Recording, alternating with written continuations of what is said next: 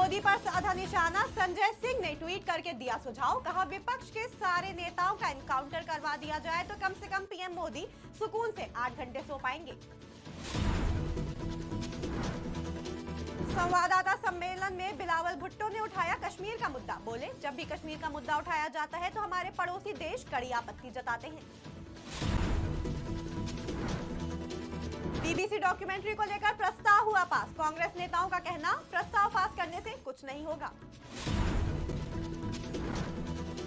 चीन में फिर बन सकती है लॉकडाउन की स्थिति। शियान शहर में तेजी से बढ़ रहे हैं सामान्य फ्लू के केस। सीएम धामी ने अजीत डोभाल से की मुलाकात, विभिन्न मुद्दों पर हुई चर्चा।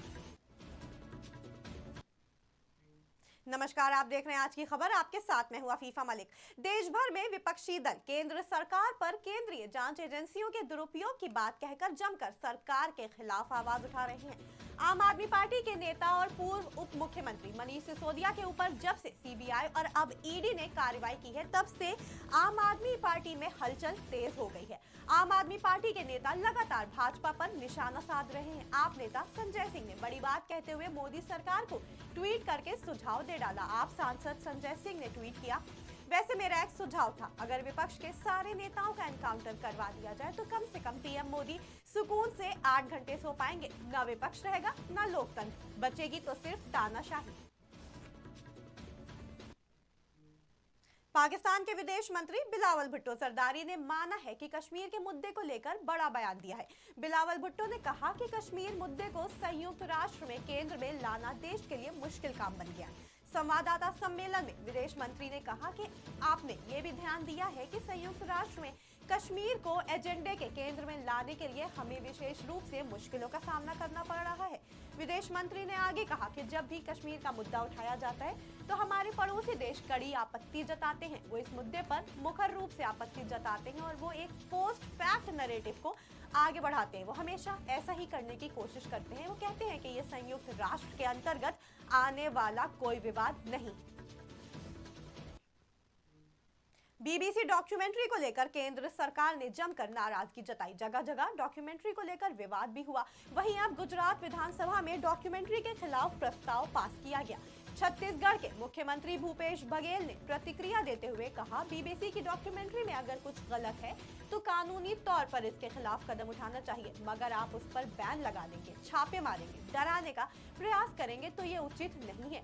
अगर गलत है तो कार्रवाई करनी चाहिए। प्रस्ताव पारित करने से क्या होता है? इस प्रस्ताव को लेकर कांग्रेस ने सरकार पर निशाना साधा है। कांग्रेस नेताओं का कहना है कि प्रस्ताव पास करने से कुछ भी नहीं होगा।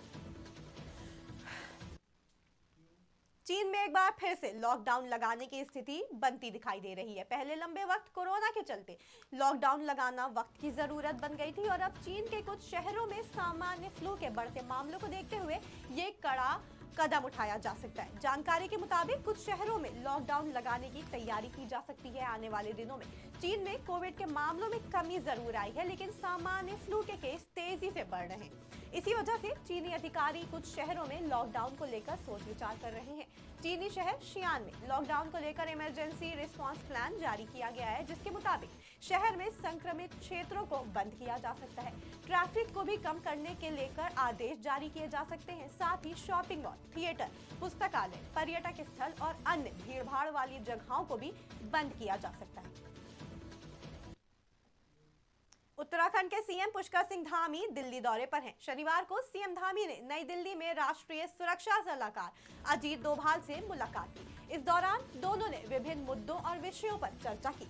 इससे पहले शुक्रवार को सीएम धामी ने केंद्रीय ऊर्जा मंत्री आरके सिंह से भी मुलाकात की थी। सीएम धामी ने राज्य में संभावित बिजली संकट से निपटने के लिए केंद्रीय ऊर्जा मंत्री आरके सिंह से अतिरिक्त बिजली की मांग की है।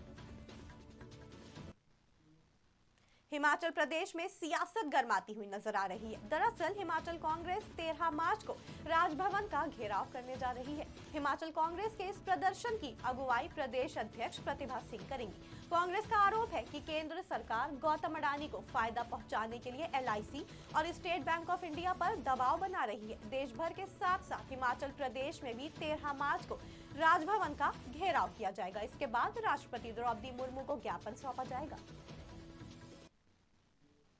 राजधानी दिल्ली के प्रगति मैदान में 14 से 18 मार्च तक 37वें आहार मेले का आयोजन किया जाएगा। रेस्टोरेंट, होटल, हॉस्पिटैलिटी और डेकोरेशन के लिए ये मेला काफी महत्वपूर्ण नजर से देखा जाता है, क्योंकि इस मेले में इन सभी चीजों का लुत्फ उठाया जा सकता है।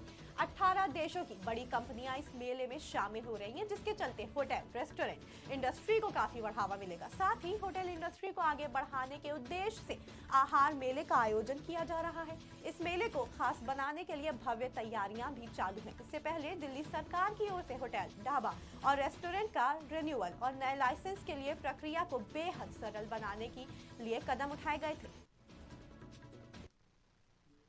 एक्टर डायरेक्टर सतीश कौशिक की मौत ने इंडस्ट्री में सबको हैरान कर दिया। वहीं इस मामले में जांच भी तेजी से चल रही है। सतीश कौशिक की मौत के मामले में पुलिस को डिटेल्ड पोस्टमार्टम रिपोर्ट मिल गई है। रिपोर्ट के मुताबिक मौत का कारण कार्डियक अरेस्ट बताया गया। इसी के साथ रिपोर्ट में यह भी कहा गया कि उनकी हाइपरटेंशन और शुगर की मेडिकल हिस्ट्री भी थी। अभी तक की जाँच में किसी तरह के भी फाउल प्ले में हुई मौत का कोई सबूत फिलहाल नहीं मिला है। सतीश कौशिक की मौत के बाद पुलिस की क्राइम और एफएसएल की टीम ने मौके पर पहुंचकर जांच की। इस दौरान पुलिस को कुछ भी संदिग्ध दवाइयां मिली, जिनके लिए जांच हो रही है, लेकिन जानकारी के मुताबिक कोई प्रतिबंधित दवाई नहीं मिली है। जो दवाई मिली है उनमें कौन से सॉल्ट थे, ये पता किया जा रहा है। विसरा रिपोर्ट भी आनी बाकी है और पुलिस विसरा रिपोर्ट का इंतजार कर रही है। तो ये थी इस वक्त की बड़ी खबरें। जुड़े रहें आज की खबर के साथ ताजा तरीन खबरों के लिए।